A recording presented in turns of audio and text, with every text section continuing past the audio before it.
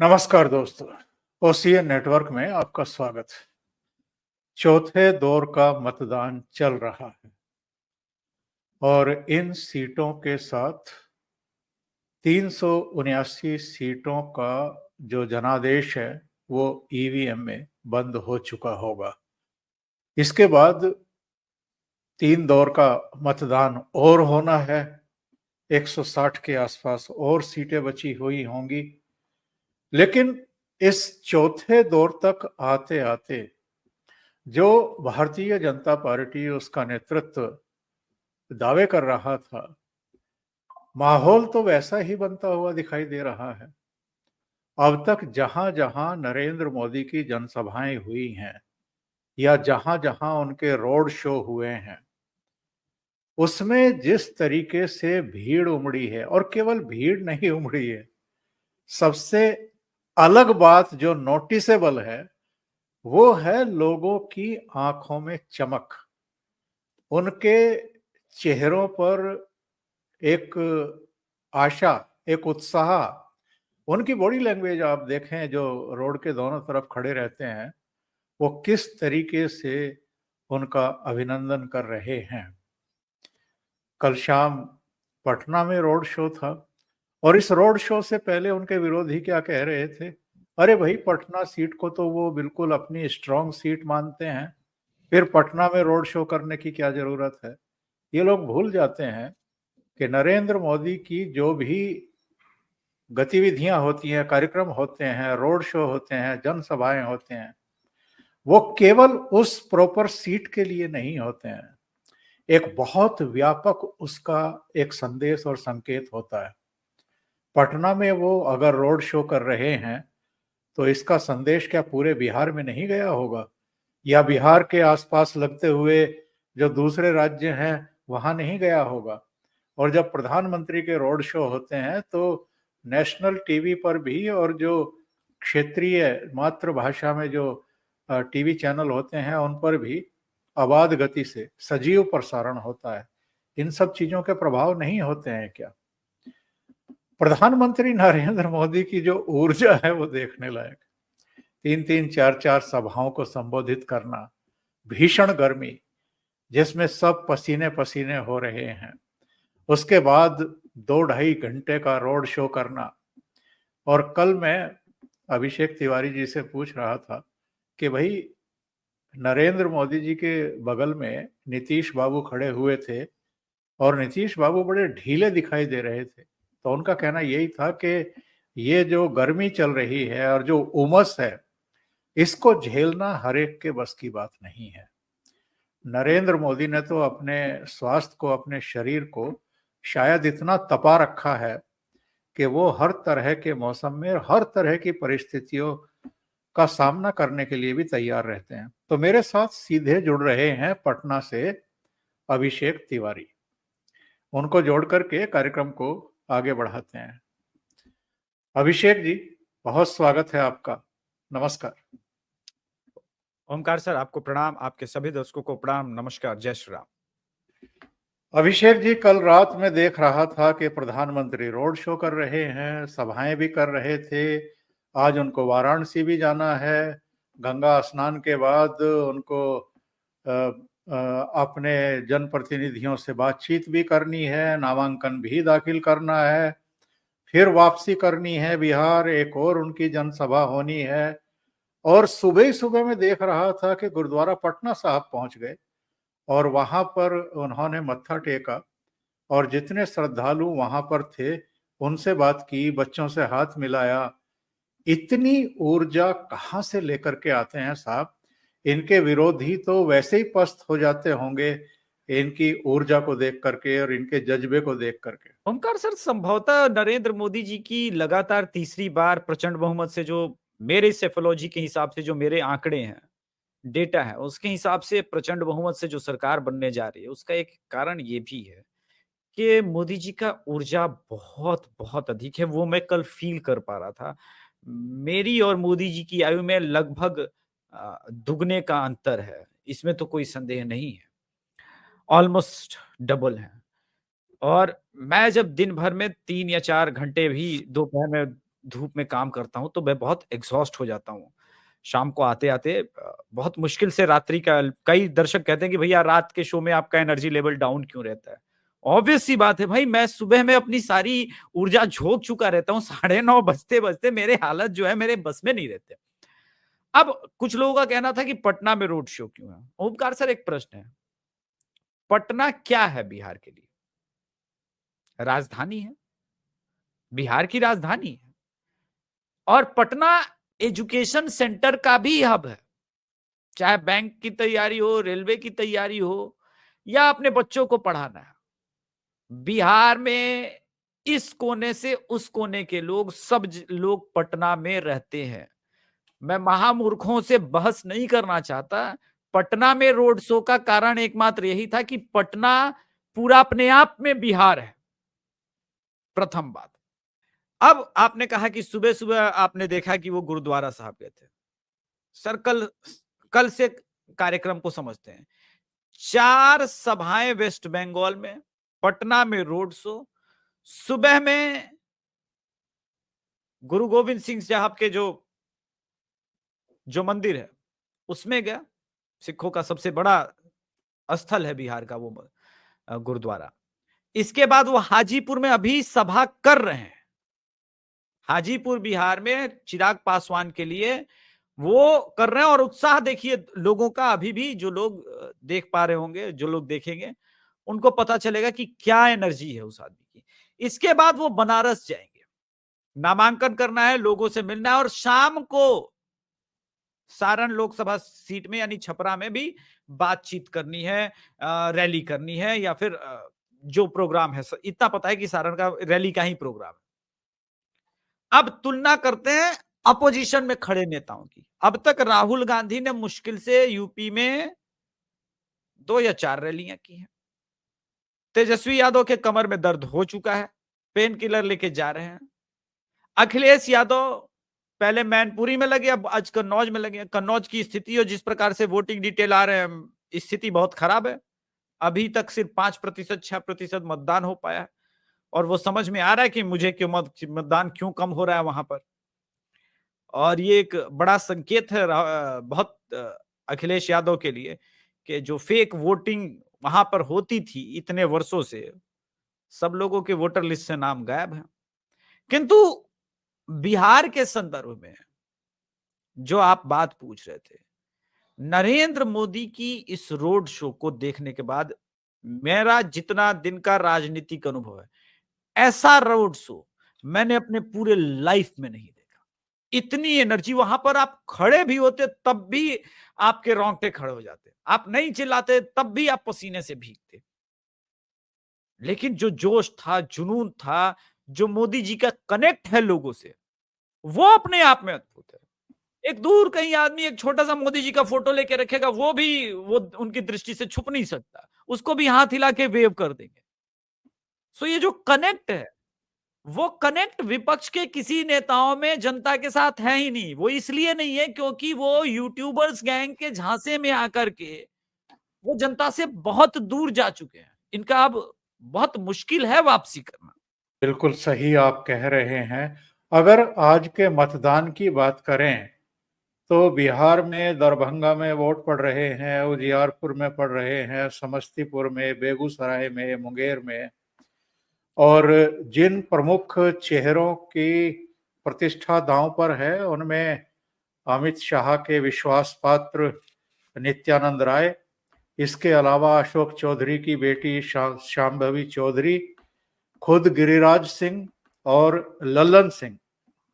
लेकिन कुछ जगहों से, जैसे बेगूसराय से, थोड़ी कम वोटिंग की जानकारी मिल रही है। इसकी क्या वजह हो सकती है? और थोड़ा सा दर्शकों को ये भी बताएं कि पिछली बार यानी 2019 में इन सीटों में से कौन सी सीट किसके पास थी और इस बार के क्या समीकरण बन रहे हैं? देखिए, पिछली बार भी सारे सीट एनडीए के पास ही थे और इस बार भी। और मैं दर्शकों को बताऊं कि अगर बेगूसराय में 1 या 1.5% वोट कम भी हो जाता, 2% भी कम हो जाता, तो विशेष अंतर नहीं पड़ना। 4.5 लाख की मार्जिन थी सर। इस बार कहने को लेफ्ट और राजद साथ में खड़ा है, किंतु इन दोनों का भी अगर वोट शेयर मिला दिया जाए तब भी 1.5 लाख का मार्जिन था। बेगूसराय में आज अजीत भारती हमारे मित्र वहां पर ऑलरेडी हैं, वो वोट करेंगे वहां पर या कर चुके होंगे। जो स्थिति है वो असहज स्थिति नहीं है एनडीए के लिए। समस्या ये है कि सामने वाले के पास क्या क्या ऑप्शन है। क्या जो बेगूसराय लेनिनग्राद इतना इजी सीट कभी भी नहीं रहा, मैं ये जानता हूं, सारी बातें ठीक है, किंतु आरजेडी प्लस लेफ्ट मिला करके भी क्या 2 सीटों पर जो अनंत सिंह का प्रभाव है, जिसको कहते हैं खाटी भूमिहार प्रभाव, वो रोक पाएंगे? मेरा मानना है बड़ा मुश्किल काम है, बहुत टफ काम है। वो भी तब जब एलजेपी और जेडीयू का साथ हो। तो मोकामा भी निकलेगा और बेगूसराय भी निकलेगा। उजियारपुर में तो सर वैसे भी पहले से बहुत अधिक मार्जिन था, उस सीट को रोकना थोड़ा सा मुश्किल है। मुझे नहीं लगता। एक सीट जिस पर हमको ध्यान देने की जरूरत है, वो डेटा जब तक आएगा, वो एक समस्तीपुर हो सकता है। बाकी किसी सीट पर मुझे कोई विपक्ष के लिए विशेष संभावना नजर आ नहीं रही। बिल्कुल सही बात है। अच्छा, ललन सिंह, गिरिराज सिंह और नित्यानंद राय, तीनों की जीत का अंतर बढ़ेगा या कुछ कम हो सकता है? देखिए, बेगूसराय का तो डेफिनेटली कम होगा, क्योंकि इस बार पिछली बार लेफ्ट और आरजेडी अलग अलग थी, इस बार दोनों साथ में मिलकर लड़ रहे हैं। किंतु ये भी नहीं भूलना चाहिए कि जब भूमिहार थे चूंकि कन्हैया कुमार, तो कुछ भूमिहारों का चंक उधर भी गया था। वो सब अगर देखें तब भी 1 लाख के ऊपर का सर्टेनली मुझे लगता है कि बेगूसराय में भी मार्जिन रहेगा। अभी जितने चरणों के चुनाव हुए हैं बिहार में, क्या ट्रेंड है आपकी दृष्टि में? आप तो वहां बैठे हुए हैं और जा भी रहे हैं, जीरो ग्राउंड पर जा रहे हैं। तो जितनी सीटों के लिए हो चुका है वहां आरजेडी, कांग्रेस, वामपंथी कहाँ खड़े हैं और जेडीयू बीजेपी गठबंधन कहाँ खड़ा है? देखिए, दावे के साथ तो महागठबंधन सिर्फ एक भी ऐसी सीट नहीं है जो अब तक चुनाव हुए, इंक्लूडिंग किशनगंज, जिसपे वो ये कह सकता है कि वो जीत रहा है। इसका एक लाइन में उत्तर यही है। यानी एनडीए की क्या परिस्थितियां, कल वैसे मोदी जी ने भी कहा था, एनडीटीवी वाले जब इंटरव्यू ले रहे थे, तो हालांकि रोड शो था, तब वो एनडीटीवी का इंटरव्यू ले रहा था। ऐसा आज तक राहुल गांधी ने इंटरव्यू नहीं दिया है, और पीसी में तो राहुल हमको ही पता है कि नहीं, राहुल गांधी ने तो अभी तक इस पूरे चुनाव में एक भी इंटरव्यू किसी को नहीं दिया है। नहीं, वो तो ऑब्वियस सी बात है। वो नहीं, वो देंगे भी तो अपने यूट्यूबर समाज के लोग को देंगे, इधर के लोगों को नहीं देंगे। किंतु मेरा ये कहना है स्पष्ट रूप से कि जो परिस्थितियां बन रही है बिहार में, ये बात ठीक है कि एनडीए संभवतः 39 मेरे दृष्टिकोण में रिपीट नहीं कर रहा है, लेकिन 34, 35, 36 आराम से आ रहा है। इसके आसपास के आंकड़े अवश्य दिख रहे हैं मुझे। और अभी तो जैसे जैसे चुनाव, हालांकि मोदी जी ने अगर कहा है कि 40 सीट जीत रहे हैं, तो मैं डाउट नहीं कर रहा हूं, क्योंकि किशनगंज भी फंसी हुई है। अब सर, वेव इलेक्शन में क्या होता है ना, दिखता है कि चलो इतनी सीटें फंसी हुई तो हम कुछ दयावान होकर के विपक्ष को दे देते हैं सीटें। लेकिन जब वेव इलेक्शन होता है तो हमें यह पता नहीं चलता कि जो सीटें हम देख रहे हैं कि 10-20 हजार से फंसी हुई है, वहां पर ऐसे भी वोटर होते हैं जो कहते हैं यार 10-20 हजार से अगर ये सामने वाला जीत भी जाएगा तो कुछ काम नहीं कर पाएगा। वो इसलिए नहीं कर पाएगा क्योंकि ये इनकी न तो सरकार बन रही है, तो कम से कम सांसद उसका बनाओ जो जीत रहा हो। तो ये भी एक दृष्टिकोण होता है जो फ्लेक्सिबल वोटर हो, वो सर टर्नआउट काउंट में आता नहीं है। इसी वजह से मैं बिहार को लेकर के एक मिनिमम लेवल तो सेट कर सकता हूं, मैक्सिमम कहां जाएगी बताना थोड़ा सा मुश्किल है सर। बिल्कुल सही है। उत्तर प्रदेश चलते हैं जी अभिषेक जी। और उत्तर प्रदेश में चूंकि 13 सीटों के लिए आज मतदान हो रहा है चौथे दौर में, जी और इनमें भी लोगों की निगाह एक तो खीरी पर होगी, जहां अजय मिश्र टेनी हैं, जिनको लेकर के बड़ी राजनीति हुई है।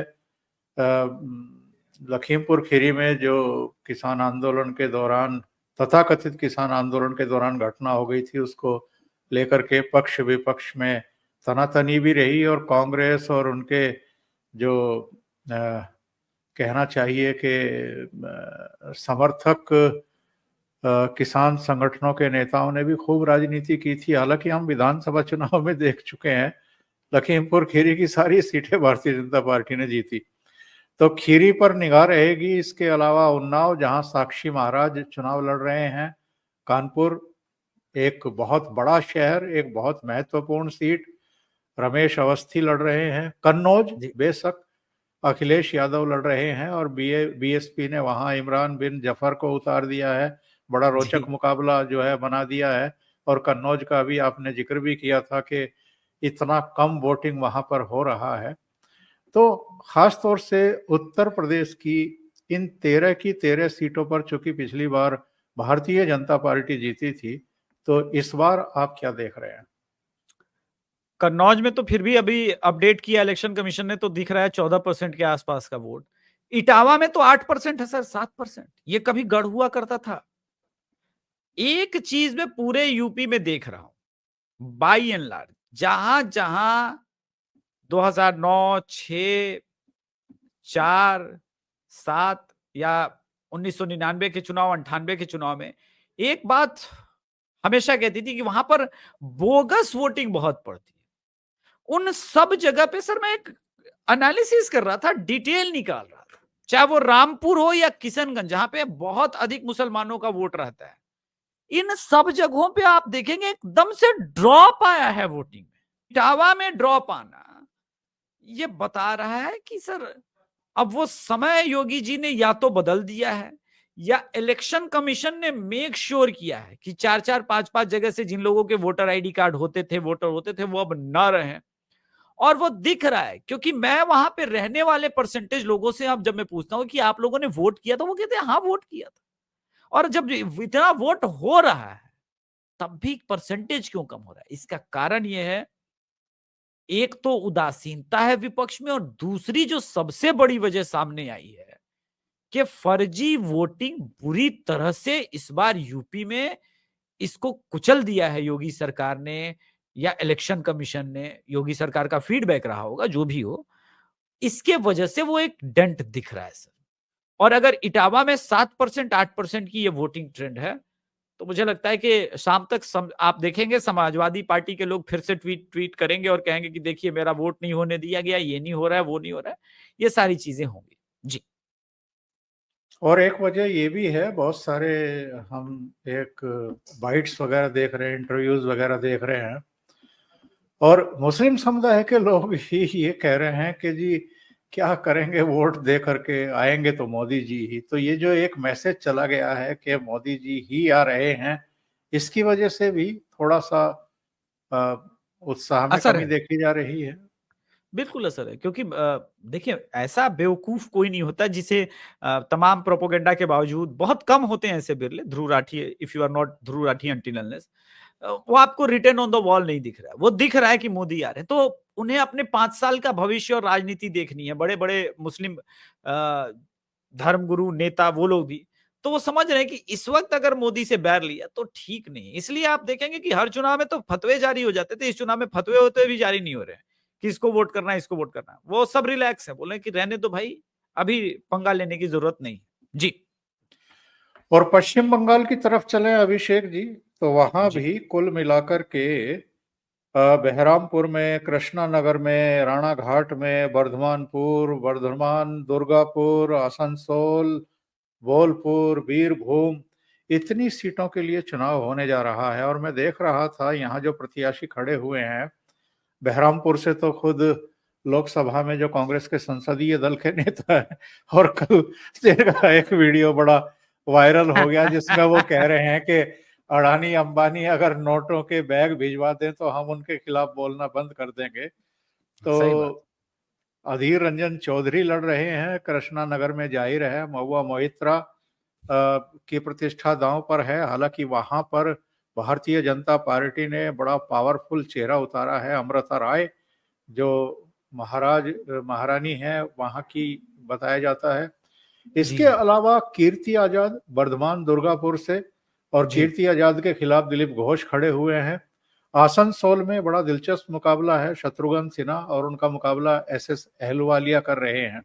जी। तो कैसे देख रहे हैं इस मुकाबले को, इस चरण को पश्चिम बंगाल में? और अब तक जो सूचनाएं हैं, जो पिछले 3 दौर गए हैं, उनमें तो जाहिर है कि भारतीय जनता पार्टी का ही एज रहा है। इसमें क्या देख रहे हैं? देखिए, ये तो अभी जो आज हो रही कृष्णा नगर अगर छोड़ दें तो बाकी चीजें और राणाजी नगर तो आप देखेंगे कि ज्यादातर जो है राजी नगर जो है उसको छोड़ दे तो आप देखेंगे ज्यादातर बीजेपी के लिए फेवरेबल सीट्स हैं। और इस बार तो कृष्णा नगर और वो राजीनगर भी वही है।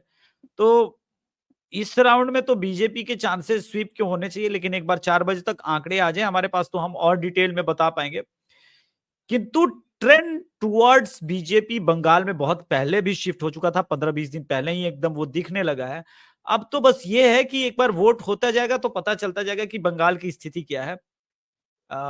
कांग्रेस के कई वोटर्स इस बार क्या कर रहे हैं, वो जो खींच है कि ममता को सबक सिखाना है, उसको लेकर के एक फैक्टर है कि वो बीजेपी को वोट कर रहे हैं कई जगहों पे। अब उसी में ये देखना है कि अधीर रंजन चौधरी ने भी जब कह दिया था कि जहां पर कांग्रेस नहीं जीत रहा है वहां पर एनडीए को वोट करो, वो कितना इंपैक्ट दिखाता है और ममता बनर्जी को कितना डेंट पहुंचाता है, वो देखने वाली बात होगी, दिलचस्प बात होगी।